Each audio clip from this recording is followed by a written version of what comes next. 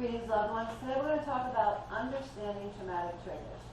Please help us get these messages out. Subscribe to our channel. Follow us on Facebook, Instagram, and Twitter. Hit the like button and the notification bell. And please share these messages with others. You could actually save a life.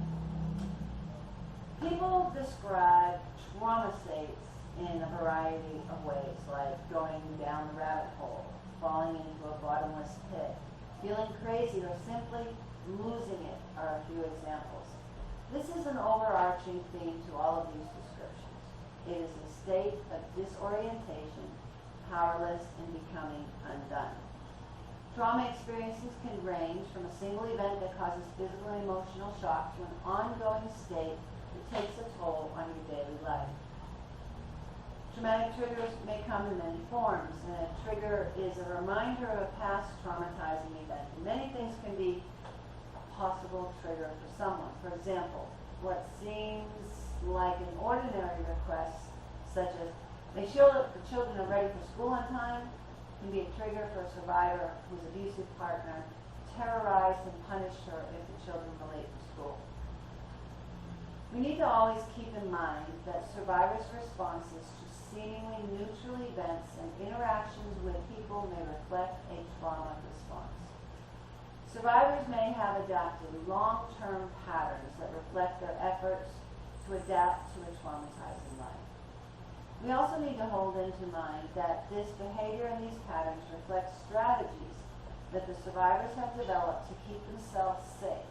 That is, they reflect strength and resiliency. So what happens when someone is triggered? We can understand how it might be for a survivor of a flood, like a survivor of Hurricane Katrina who was swept away as water rushed into their house. We can understand how she might feel frightened when someone turns on a shower without warning. Just the sound of sudden water may reawaken the old experience.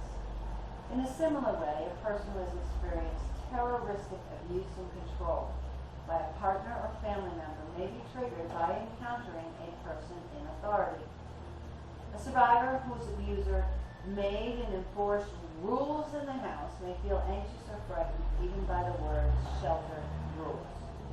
So here are a few examples of trauma triggers, possible triggers. Traumatic triggers, they come in many forms. So a person might be triggered by a particular color of clothing. For example, my daughter always wore a plaid jacket home from work, and that's when he would come after me, says a victim. By the smell of a certain food, another victim says, I was cooking taco meat when my batterer attacked me. Or even the time of year, like when it snows, I remember the night I got pushed out into the snow in my nightgown. Encountering such triggers may cause us to feel uneasy or afraid. And sometimes we know why we are feeling a certain way, and other times we are not sure why. Recognizing when we are being triggered is an important part of building the skills to manage our trauma responses. So the big question is, can we eliminate triggers? Once we become aware of triggers, we might feel an impulse to get rid of all the triggers. Of course, we will avoid violent images or angry tones in our speech, keep video and film with aggressive content out of the common shelter areas or our house, and try to make the environment calm. But there will always be trauma triggers that we cannot anticipate and cannot avoid. Part of trauma-informed work is supporting survivors as they develop the skills to manage trauma responses, both in the shelter or elsewhere in the world.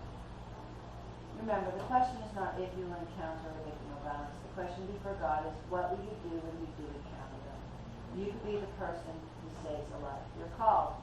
We are all called to be champions for justice. And those who suffer violence, they need to know that those who love them and those who don't even know them will give them the help and the courage they need before it is too late.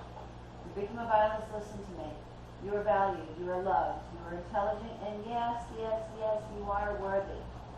God does not want you to suffer violence. He wants you to live free from violence in peace and tranquility. There is a way out.